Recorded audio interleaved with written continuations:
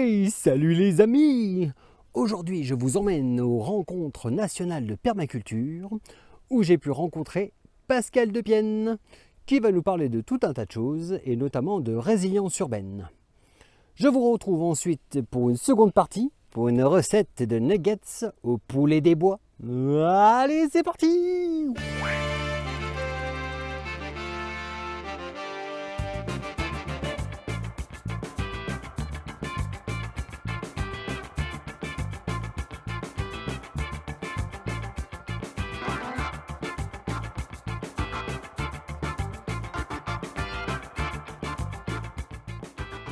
Et bonjour, je me retrouve donc avec Pascal Depienne aujourd'hui, avec les rencontres nationales de permaculture.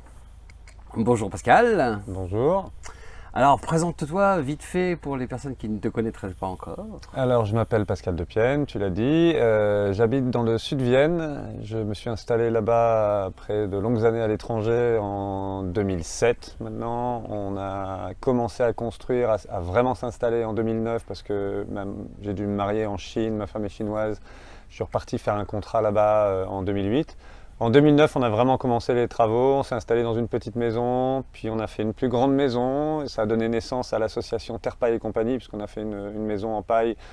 Notre objectif, c'était de faire un lieu autonome qui montrait des solutions que tout le monde pouvait appliquer et qui restait quand même un petit peu sexy pour que les gens aient envie de vivre ce mode de vie.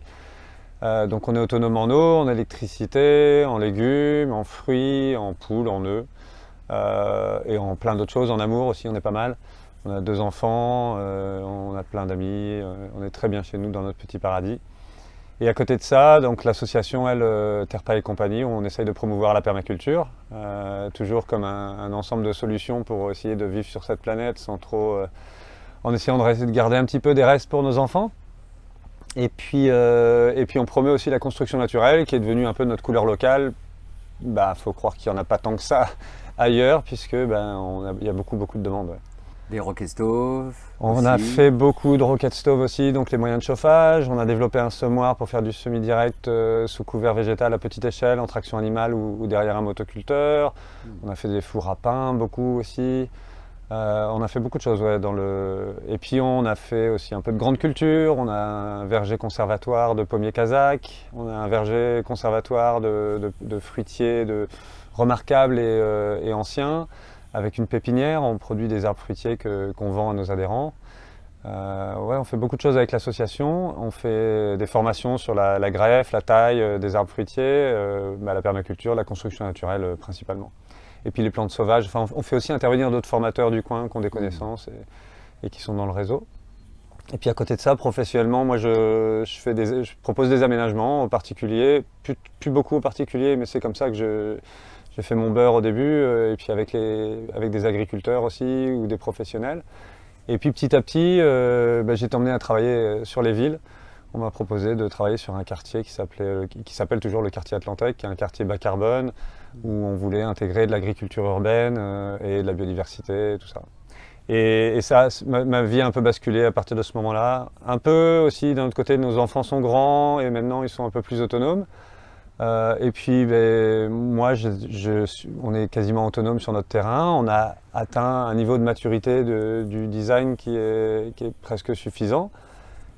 Et qu'on me propose de travailler en ville, il y avait comme un juste retour des choses. Je me disais, c'est facile un petit peu d'être autonome. Enfin, c'est facile, relativement, quand on a 5000 m² de produire ses légumes, etc. Mais on a un gros souci, on a quand même 80% de la population qui habite en ville et les villes ne sont pas résilientes. Et donc il y a eu ce petit changement. Aujourd'hui je le vois avec du recul en me disant c'est logique pour moi de faire ça.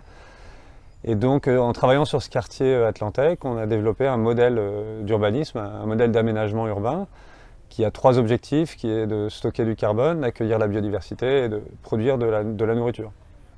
Ces 3 objectifs-là, en fait, l'idée, c'est de prendre tout le foncier, toute la terre disponible en ville, et de lui donner ces fonctions-là. Même si elle garde une fonction ornementale, agrémentaire, on va y installer de l'agriculture urbaine, on va planter beaucoup plus densément. Enfin, moi, je parle souvent qu'il faut qu'on transforme nos villes en jungle, parce que tant qu'on n'aura pas essayé de densifier, de végétaliser nos villes au maximum, et en produisant efficacement de la nourriture, pas juste des systèmes alimentaires peu intensifs. Il faut produire intensivement en ville. Tant qu'on n'aura pas essayé ça, on n'aura pas tout essayé. Et même si on ne réussit pas à la fin, en tout cas, on amortira bien le choc, on aidera à la résilience des villes. Ouais. C'était donc du coup la conférence que tu as fait hier. Est-ce qu'on peut sauter dedans pour Ouais, que carrément. tu puisses nous en reparler? Ouais, alors donc en travaillant sur ce quartier de La Rochelle, d'abord je voulais pas y travailler parce que c'est une demande un peu comme ça, bénévole, de réflexion, etc. Puis en fait ça m'a empêché de dormir et j'ai passé une nuit à travailler dessus en me disant mais en fait en ville, ok, il y a des contraintes, il n'y a pas beaucoup de place, c'est vrai. Mais cette place-là, on peut l'optimiser. Et il y a surtout en ville quelque chose qu'on n'a pas à la campagne, c'est des ressources phénoménales en termes d'êtres humains, en termes de déchets, des déchets qui sont des ressources et non des pollutions. Il y a un potentiel de changer la manière dont les villes sont gérées, c'est-à-dire au lieu que ça coûte de l'argent à entretenir, que ce soit des gazons avec 3 arbres qui coûtent de l'argent à entretenir, qui polluent, qui font du bruit à entretenir, on transforme quelque chose qui coûte de l'argent et qui pollue en quelque chose qui produit une ressource et qui crée de l'emploi. Donc il y a beaucoup de choses à imaginer comme ça. Le recyclage des déchets va être obligatoire en 2024. Et ben voilà, banco, on a la production de compost dont on a besoin pour rendre ces terres hyper fertiles avec une grande rétention d'eau. On a des surfaces de captage d'eau. Enfin voilà, tout ça donne lieu à une réflexion qui n'avait pas encore eu, enfin j'ai l'impression qu'il n'avait pas encore eu lieu. Et on a écrit.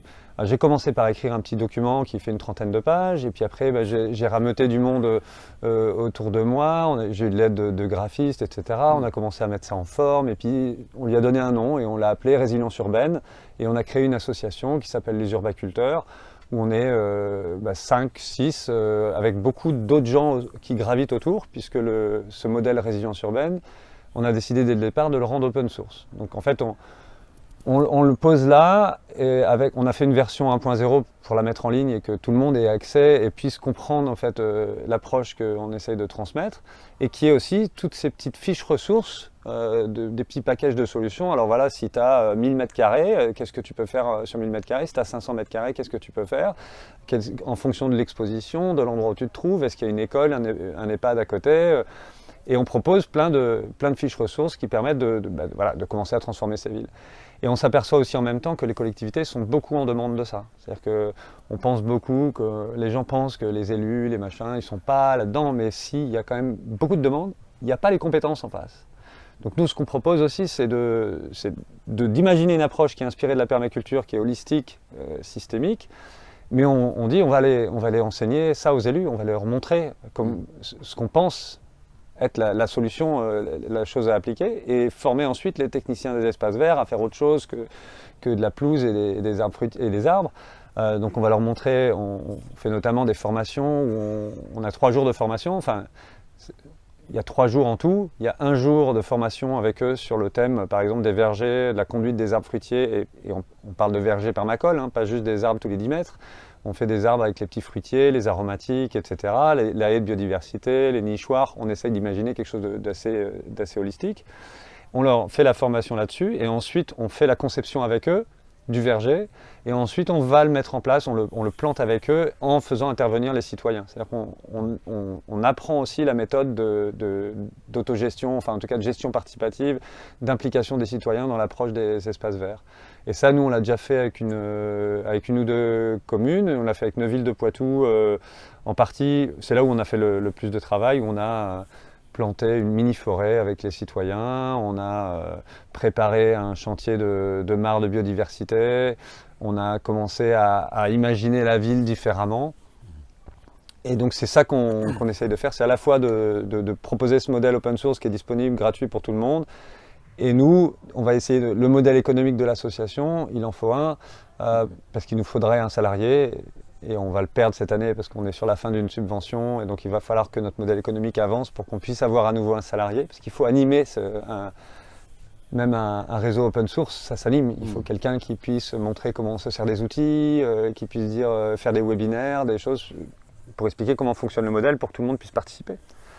Donc voilà, ça c'est la phase un petit peu réflexion, c'est-à-dire que ce modèle-là, il a une version où il y a aujourd'hui une vingtaine de fiches ressources qui donnent plein d'idées sur quoi faire de ces espaces en ville, hein, que ce soit les toitures, même en intérieur, en extérieur, le long des chemins, etc.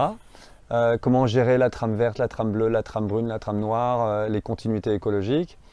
Et puis à côté de ça, voilà, il y a la formation où nous, on va essayer de faire passer le message, de former des paysagistes, des urbanistes, ce qu'on a déjà fait, hein. On a commencé à former des urbanistes, des paysagistes et puis des promoteurs immobiliers à intégrer ça. Parce que en fait, les collectivités ont cette demande aujourd'hui et forcent les promoteurs, les aménageurs, à inclure de l'agriculture urbaine et de la biodiversité dans leurs projets.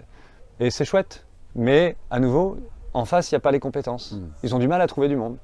Donc il faut se former, il faut répondre à ça. Nous, on a l'avantage d'avoir un naturaliste, une ingénieure agronome dans l'équipe. On est 3 concepteurs en permaculture et on a l'habitude de travailler ensemble. Donc on commence à répondre à des appels d'offres, mais il faut savoir qu'il y a de la place encore. Certainement aussi les écoles.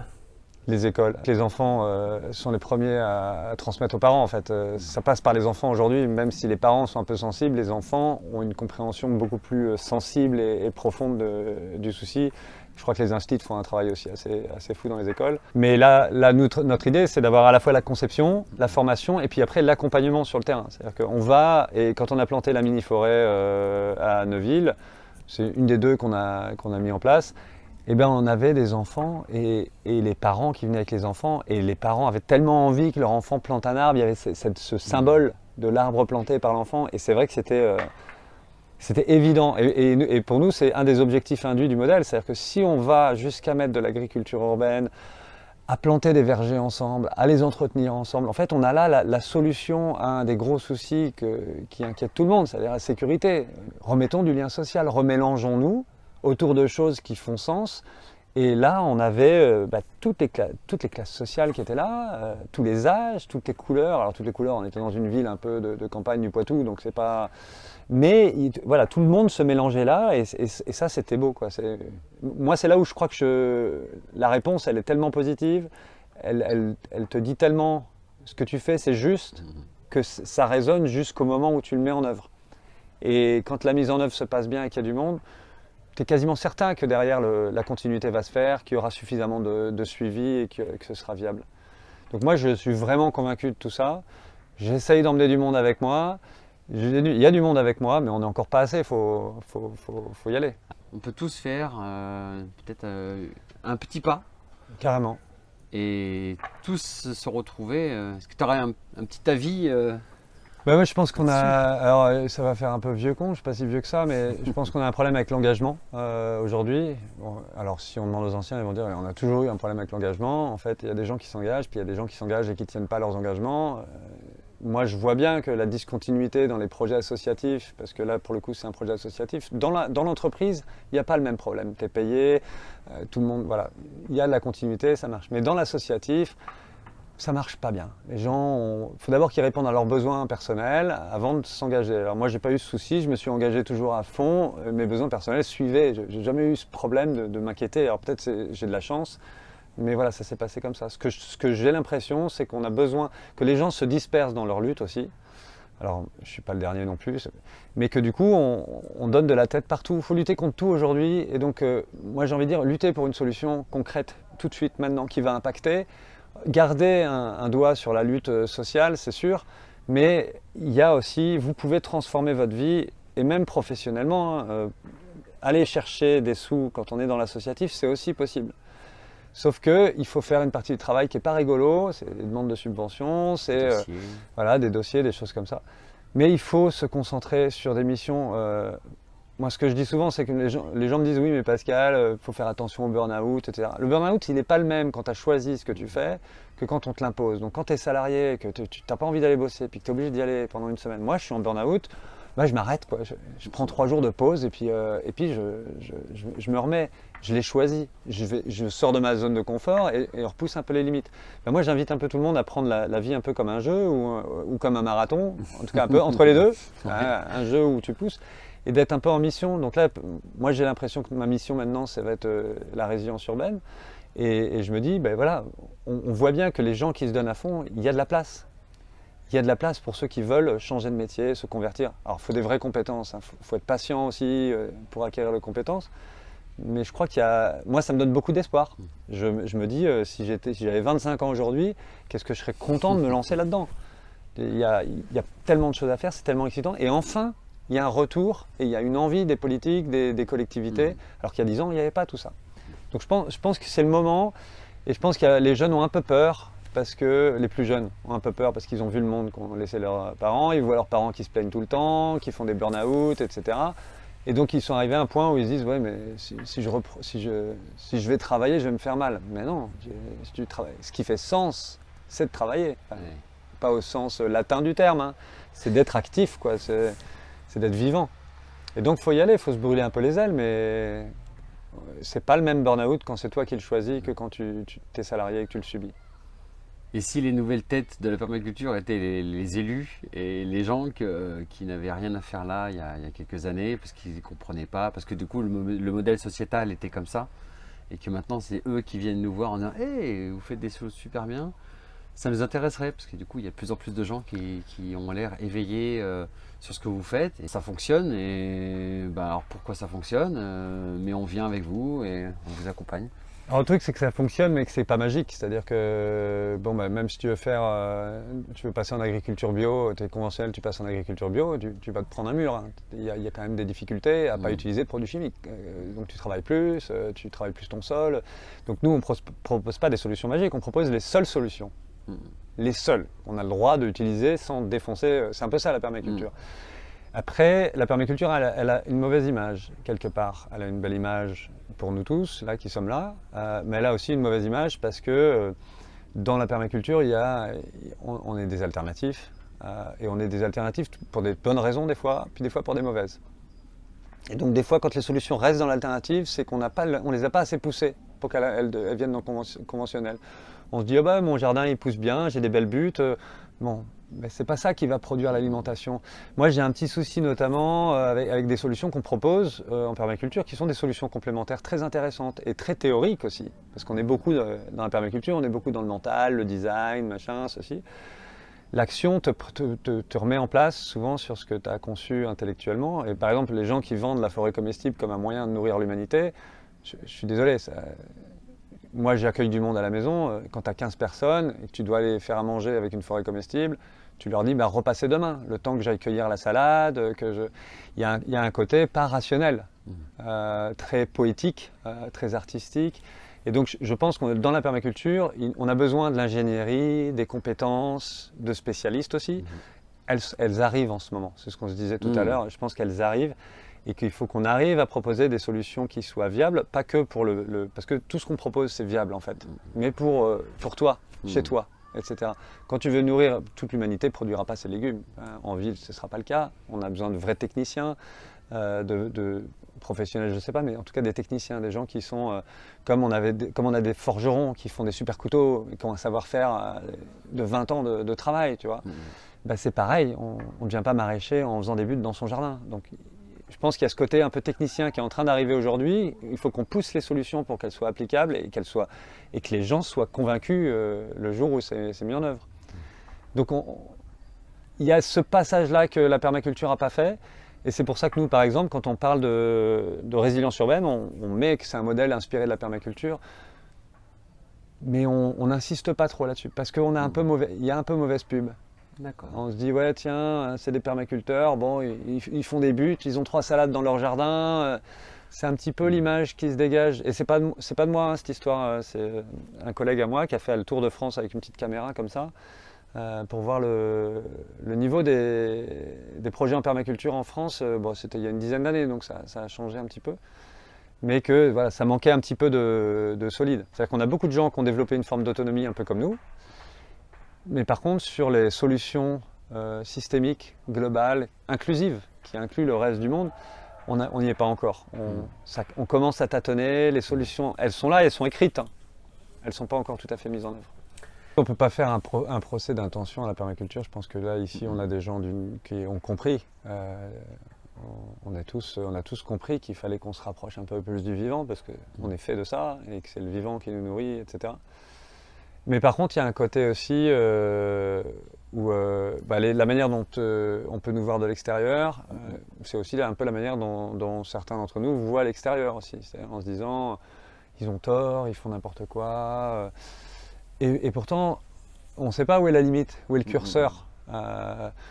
Ouais, il y a des gens qui vont jusqu'à se dire bah, l'industrie c'est de la merde, tu vois. Bah, je suis désolé, moi j'ai fait un peu de charpente comme ça et je me suis dit quand même, l'industrie c'est pas mal quoi, tu passes pas ta vie à faire les mêmes choses ou alors on n'est plus sur les mêmes notions de temps. Et donc des fois on est en train de se dire, et c'est là où c'est important d'avoir des anciens, de fréquenter des anciens, de mélanger aussi les âges, parce qu'ils vont dire oui mais par exemple quand on est contre la chimie, la nature c'est de la chimie. Moi, je ne suis pas aussi radical sur la chimie et je fréquente des paysans qui mettent quelques petits produits. Donc voilà, je les connais. C'est des gens qui sont fondamentalement écolos et notamment des anciens qui vont dire oui, mais en 74, on aurait connu la famine si on n'avait pas eu tel ou tel produit, tel ou tel vaccin, etc. Et donc il y a des fois où tu te dis, le radicalisme, c'est bien quand tu es jeune, c'est bien d'avoir des pensées radicales, mais dans les actes et pour s'intégrer, il faut aussi comprendre, épouser l'histoire. Il y a une espèce de l'histoire des autres. Et je pense que c'est cette radicalité qui est malsaine et qui fait qu'aujourd'hui on est tous. Voilà, moi je pense pour ça qu'il faut qu'on se remélange, grâce peut-être à l'agriculture, à tout ça, qu'on se remélange parce que chacun est sur son réseau de pensée, donc les permacoles ou les alternatifs, les machins, et on fait de l'entre-soi sur des réseaux sociaux. Là, on est sur un lieu où on n'est qu'avec des gens, et c'est très agréable de temps en temps, oui. Moi j'adore. Mais aussi de ne pas rester dans de l'entre-soi et donc de fréquenter des gens différents, des gens qui n'ont pas les mêmes pensées politiques, parce que c'est comme ça qu'on se change les uns les autres. Et ça n'arrive plus. J'ai l'impression qu'on ne se mélange plus. Alors que fut un temps, quand on avait besoin les uns des autres parce qu'il n'y avait pas autant de pétrole, on allait moissonner les champs de blé. Et puis quand il fallait moissonner, on avait besoin de tout le monde, le facho du coin, l'autre con. De temps en temps, on se mettait une tarte dans la goule, voilà. Mais on était obligé de se fréquenter. Et donc on s'influençait les uns les autres. Et puis on avait un niveau de tolérance bien supérieur, je crois, qu'à celui qu'on a aujourd'hui. Donc moi, je crois qu'il y a la dimension technique, la dimension politique, mais il y a aussi la dimension, le mode de vie qui nous éloigne les uns des autres et qui sclérose des positions. Tu vois, on reste beaucoup dans nos positions. Bon, peut-être que ça, le Covid a fait un peu... je ne sais pas dans quel sens ça a participé en fait. Il y a eu les gilets jaunes aussi qui a mélangé un peu de gens. Voilà, j'espère que moi, la difficulté, parce que je la vois arriver là, je pense qu'on sent tous qu'il va y avoir un peu de difficulté, que l'hiver va être un peu rude là. Je pense qu'au printemps, ça va péter, ou ça va être dur. L'énergie, l'inflation, tout ça. Moi, je crois que ces moments difficiles vont peut-être... C'est évident que dans les moments de confort, on n'a plus besoin les uns des autres. Et quand dans les moments difficiles, on a à nouveau besoin des autres. Et depuis qu'on est perfusé au pétrole, en fait, on n'a plus besoin les uns des autres. Il y a les machines qui font le travail à notre place, on ne moissonne plus, etc. Donc je pense que quand on va perdre en confort, et moi presque je le souhaite, je ne le souhaite pas à certains qui vont mal le vivre, mais moi j'aurais pas de souci. En perdant ce niveau de confort, on va être obligé de reproduire ensemble, de soutenir les uns les autres. C'est peut-être un peu cyclique. On va retourner alors, pas à l'âge de pierre, c'est un futur moins confortable, moins énergie, enfin moins pétrolifère, quoi. Ou énergivore. Ouais. Moins énergivore, de fait, ouais. Eh bien super, on va peut-être... Est-ce que tu as un petit point positif ou un point juste à nous faire partager Ouais, alors pour finir sur un truc, on était parti un peu loin là, un peu philosophique, mais je dirais que hier on m'a posé une question. On m'a dit est-ce que tu penses vraiment que la résilience urbaine ça va résoudre les problèmes de la ville, etc. Vu ce qui nous pend au nez, etc. Mais je dis l'important c'est pas de gagner, l'important c'est d'avoir fait ce qui faisait sens de faire. Et donc moi j'ai envie de dire qu'il y a des gens qui cherchent du sens à leur vie, soyez en mission, quoi. On est en mission. Il y en a qui disent on est en guerre, moi je dis pas ça, je dis on est en mission. Ça fait rire mes enfants parce qu'à chaque fois qu'on va leur dire un truc qu'ils veulent pas faire, les missions. Mission impossible. Mission quoi les gars, mission, on va changer le monde. Superbe. Eh bien, merci d'être venu aux Rencontres nationales de permaculture. Non, c'était un plaisir. Et on se retrouve... Alors attends, je te coupe, mais merci aux organisateurs. Merci à ceux qui rendent ça possible, parce qu'on en avait besoin. Il ne faut pas que ça s'arrête, il faut que ça continue d'arriver, parce que c'est ça qui sème des petites graines, et puis ça nous permet de se revoir tous là, et d'échanger sur nos progrès, sur où on en est aussi de notre réflexion chacun. C'est sûr que c'est ces rencontres-là où justement tout le monde vient, et de tous bords et de tous sens, juste pour vraiment se rencontrer, discuter, échanger, partager. Des gens qui arrivent ici en burn-out repartent avec le sourire extraordinaire, avec des idées, avec des nouvelles envies. C'est tellement motivant. Ouais. Merci encore à Brin de Paille, merci au domaine de la Pouge qui nous accueille et à toutes les petites mains et les bénévoles qui ont fait ce magnifique événement extraordinaire. Merci à toi. Merci à toi. Et maintenant, je vais vous faire une petite recette de nuggets de polypore soufré, trouvé dans la forêt et non dans un commerce. Qu'est-ce que t'en dis, Groucho? Incroyable ce Groucho. Alors voici à quoi ressemble le polypore soufré, de cette couleur jaune magnifique qui s'accroche aux feuillus. Si c'est au sapin, mieux vaut éviter, mais c'est très rare de les trouver dessus. Voilà. Alors voici l'état de la récolte. Et maintenant je vais les laver.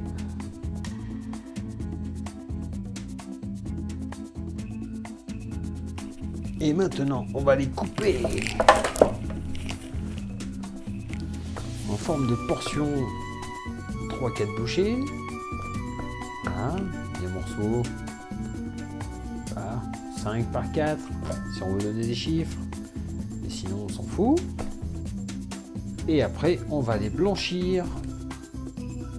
Donc l'eau est déjà chaude pendant 5 minutes.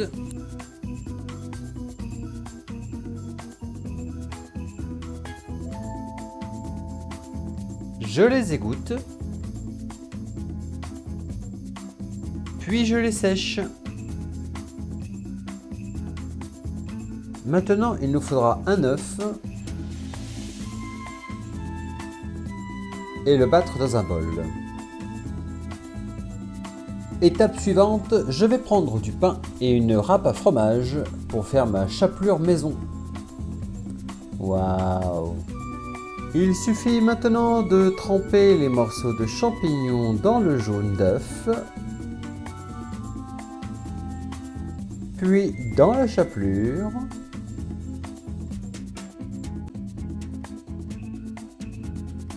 et votre nuggets est terminé.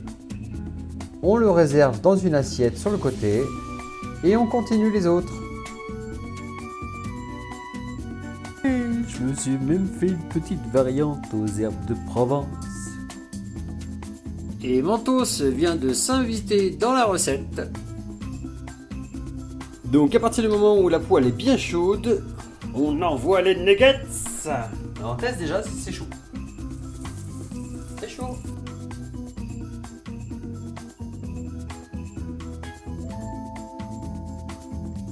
Et au bout de quelques minutes, 3-4 par exemple, on les retourne. On les mettra ensuite sur un papier absorbant et c'est prêt à déguster.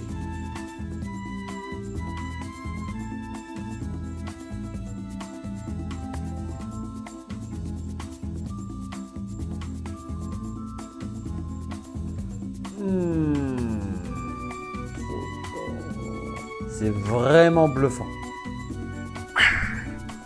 Alors, ça vous a plu cette petite entrevue?